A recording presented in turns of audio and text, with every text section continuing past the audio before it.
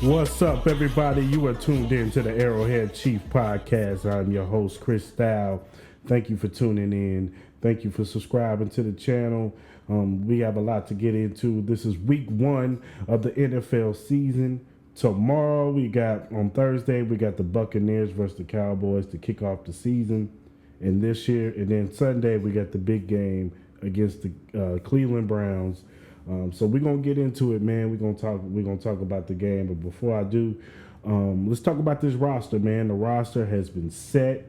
The 53-man roster has been set. The practice squad has been set. Everything has been set. So we are good as far as this season goes. Some interesting people who got cut and some people who end up staying on. They end up cutting Tim Ward, who looked good in preseason. Defensive end Tim Ward, who's been with the team. He's been on the practice squad. He was on injury reserve because he had tore ACL.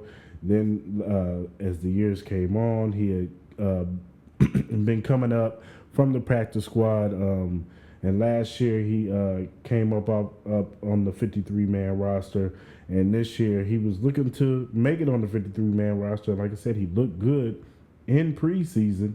But for whatever reason, they chose to go with Joshua Kandu as that last defensive end spot.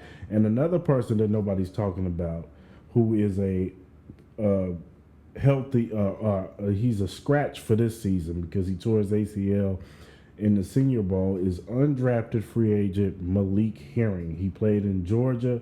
He was making waves in the Senior Bowl, and he had a pretty decent career in Georgia, especially as a pass rusher.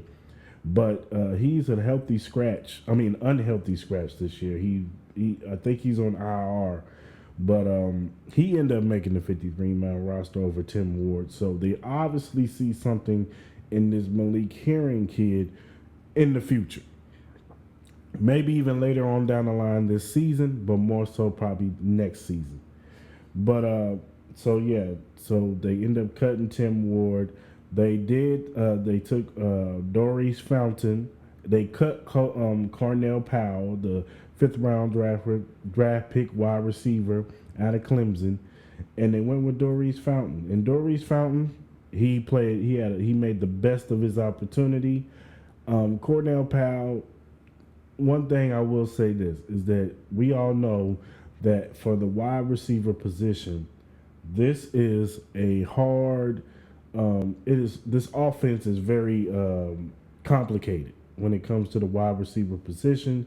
So it's going to take Cornell Powell, and it depends on how easy it is for him to process information. But it might take him a while for him to grasp this offense. It's probably going to take him a year. So next year, preseason and training camp and off-season workouts and all this stuff, that's when we want to see if Cornell Powell has taken that step. Because I think this year is more of a red shirt season unless, somebody else comes out, we draft a receiver next year or we pick up somebody in free agency. Cornell Powell might be very instrumental next season as far as the Kansas City Chiefs wide receiver core. So Doris Fountain ended up making the 53-man roster. Also, tight ends. The Chiefs are rolling with 4 tight ends.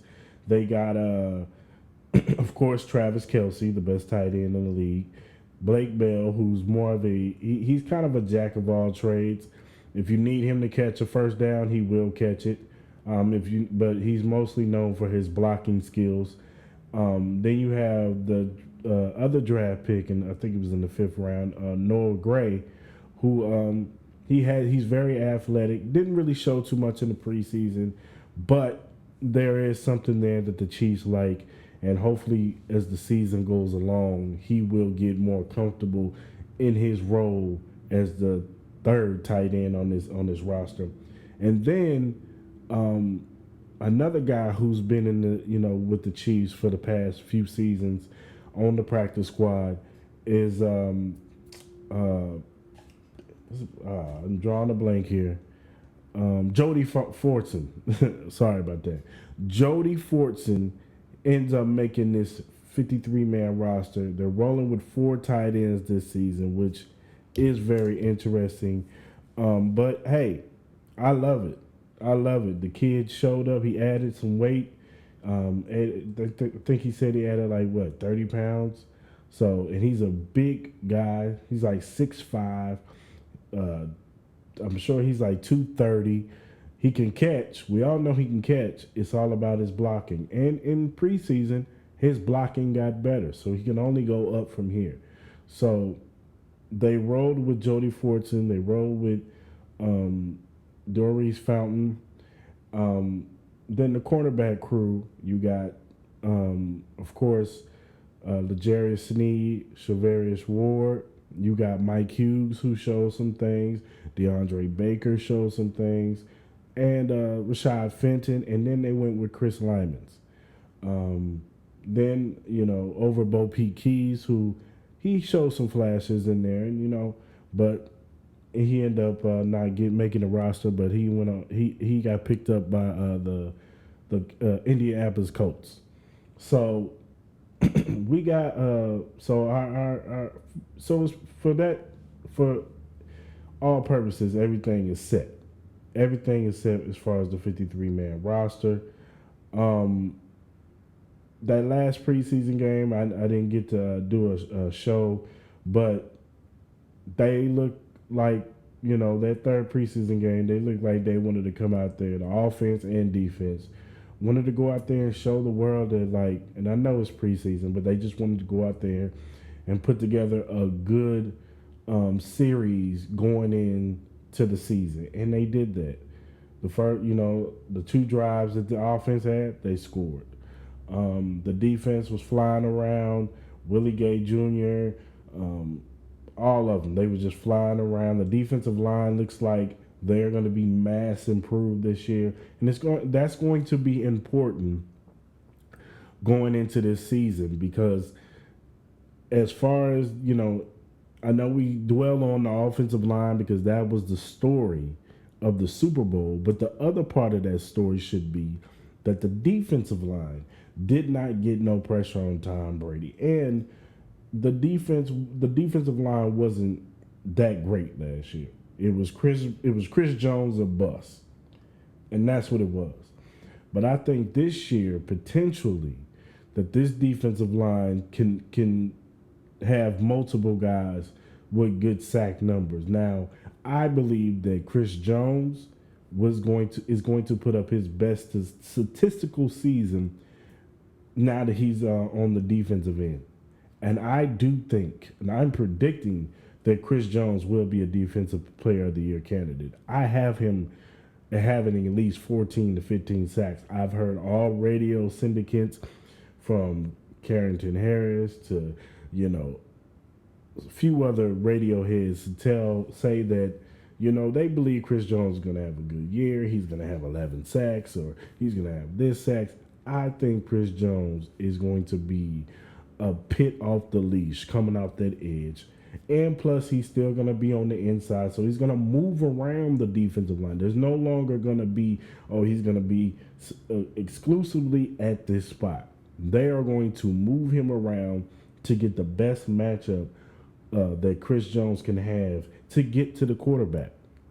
And then add into the fact that I think Frank Clark is going to have a good season. I think, who else? I think Turk Wharton's going to have a good season as far as getting at the quarterback. You signed Jerron Reed from the Seattle Seahawks, who is good at getting at the quarterback from the interior. And he is one of the reasons why they moved Chris Jones on the edge.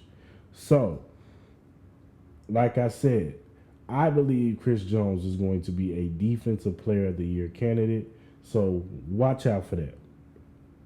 Also, I also think this linebacker core is going to be better. Now, we all know Willie Gay Jr., he ended up getting hurt in the last preseason game. I think he has turf toe. He'll be out for the first 3 weeks of the season, and which it sucks, but at least he's not out for for the whole season or extensive time. He will be back at least by week 4 or week 5. So, but I do think that this linebacker core will be much improved. Hitchens looked like he was much improved. He lost some weight. He's a little bit faster, getting to the as far as getting to the runner, reading the holes better, the gap better when when he needs to shoot through the gap to get to the running back. And he looks like he's better in coverage. Now, it's gonna be depending with Willie Gay out. It's gonna be dependent on Ben Neiman, and we all have our gripes about Ben Neiman. But it's all going to be dependent on Ben Neiman. It's all going to be dependent on Nick Bolton, the second round pick. Nick Bolton is going to have to speed up his learning curve because he's going to be called on in these first 3 games. They are going to use him. Now, what capacity that Spags uses, because we all know how Spags is when it comes to rookies. Same thing happened to Willie Gay Jr. It was not easy for him to process the defense, but the difference between the two is last year, Willie Gay didn't have an offseason. He didn't have a rookie minicamp to go to, or OTAs to go to, for him to grasp and really get down this playbook. So by the time training camp comes, boom, he's in there. No, he had to learn everything in training camp, and so the process was a little slower for him. Nick Bolton, he's got that opportunity and that privilege to have an off season. So hopefully he's able to process, and at least by week 5, 6, maybe even week 8, Nick Bolton is kind of processing this defense a little bit more, and he at least has the fundamental basis of this defense. That's what I'm hoping for. So that'll be something to look out for in this game coming up and in this season. Now, let's talk about Patrick Mahomes, man. Now, we all have our, predictions of the season. What's the record? I'm on record. If you listen to any of my past episodes in my off-season episodes, I predicted that the Chiefs are going to go 15-2. I believe that they're going to lose the last game of the season. Excuse me, because by that time they will have the AFC wrapped up. They will be the number 1 seed. I'm predicting that. And then I believe that they'll lose one of those games, like to the Washington football team, or like the Philadelphia Eagles or something like that. Like one of those games where they're kind of sleepwalking through. And I could be wrong. They could this season. They might go out there and try to destroy everybody and be so focused this year just to prove that they are they want to win in the Super Bowl this year, that they won't do what they did last year. Because last year was, I believe they sleptwalked a lot of games except for the games that were important, against the Baltimore Ravens, against the Buffalo Bills, when they played the Saints, when they played the Tampa Bay Buccaneers in the regular season.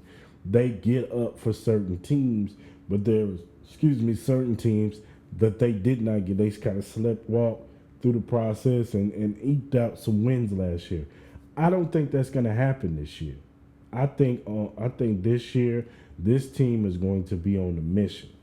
So, with that being said, I believe statistically Patrick Mahomes is going to have one of his better seasons that he's had since he's been in the league.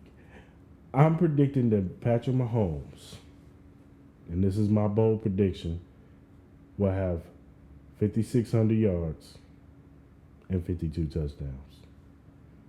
I'm going on record to say it, 5,600 yards and 52 touchdowns. That's what I'm predicting. Put me on record. Write it down. Save the file.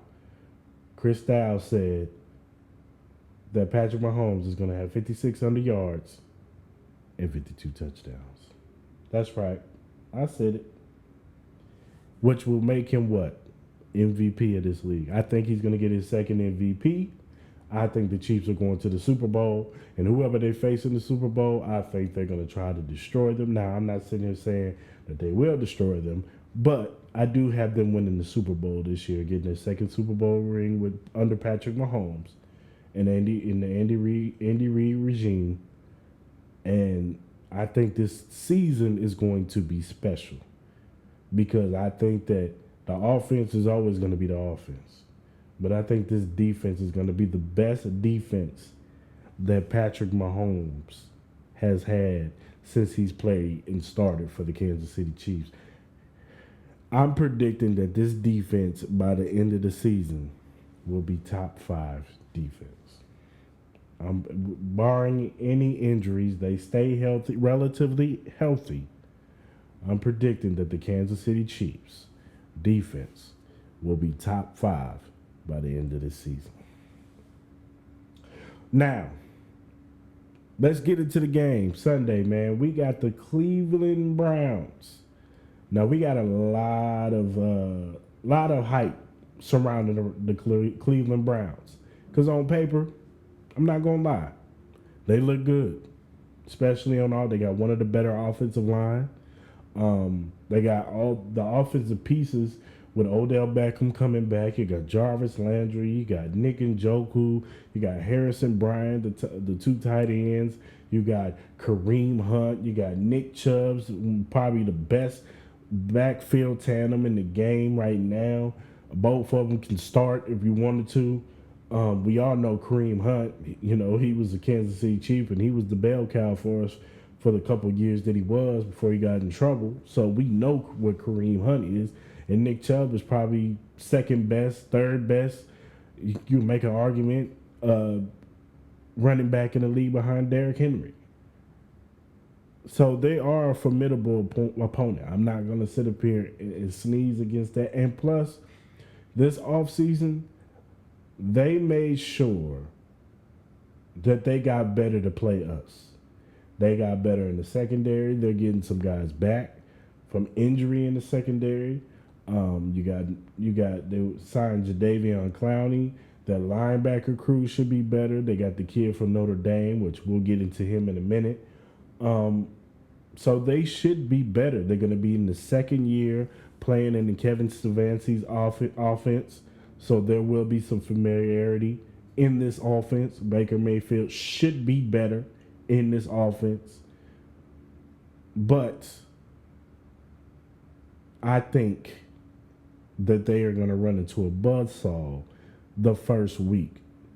People don't understand. Patrick Mahomes, and people, if you don't know about this stat, Patrick Mahomes is 32-0 in the month of September. He is 32-0 in the month of September. And Andy Reid's record in the month of September is crazy too. Andy Reid does not lose in the month of September. It just does not happen. Andy Reid is one of the better coaches when it comes to September. And then you give an Andy Reid a full off season. A full off season to prepare for you.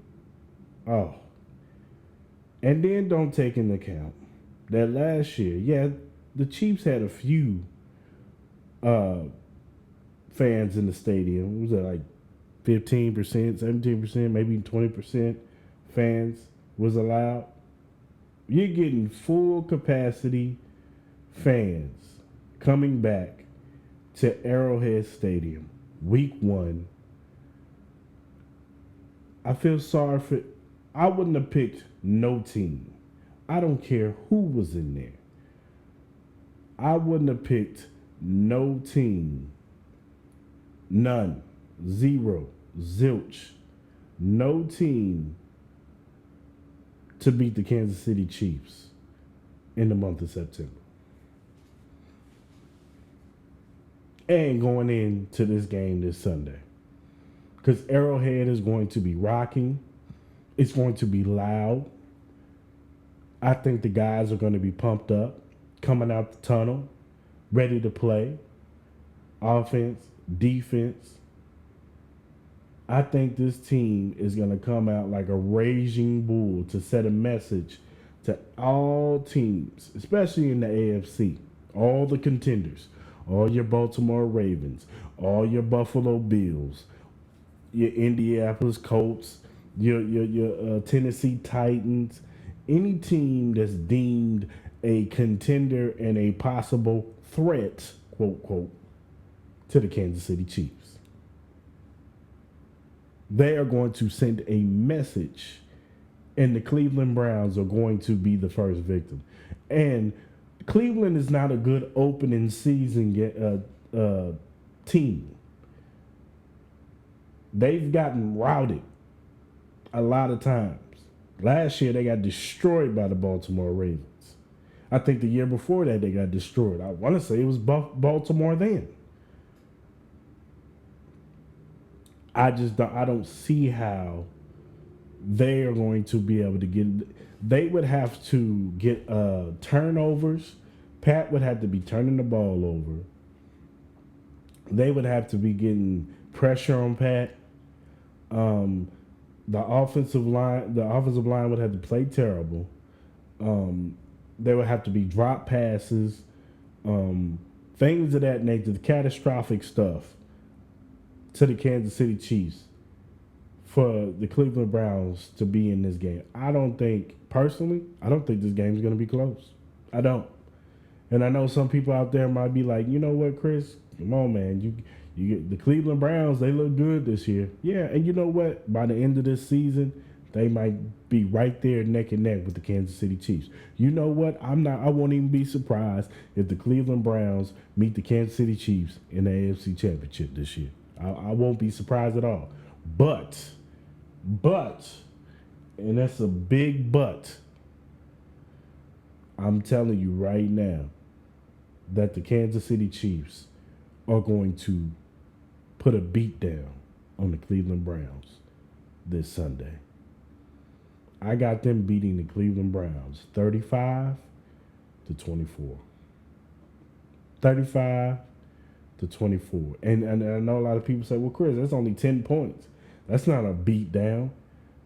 When I say 24, that last 7 points that they get is going to be in garbage time. So for the most of the game, they're going to be beating them 35-17.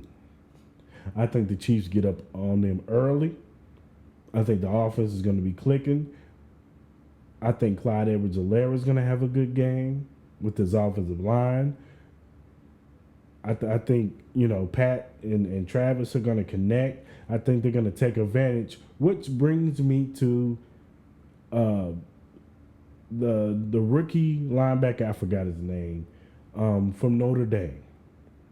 They asked him this week, I think Monday, how does it feel to go against Travis Kelce? And he said, I'm used to preparing for good tight ends, so it should be good for me. I'm gonna be ready for him.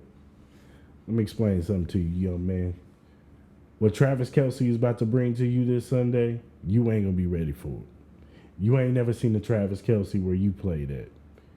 I don't care who you played against. Travis Kelce is the best tight end in this league.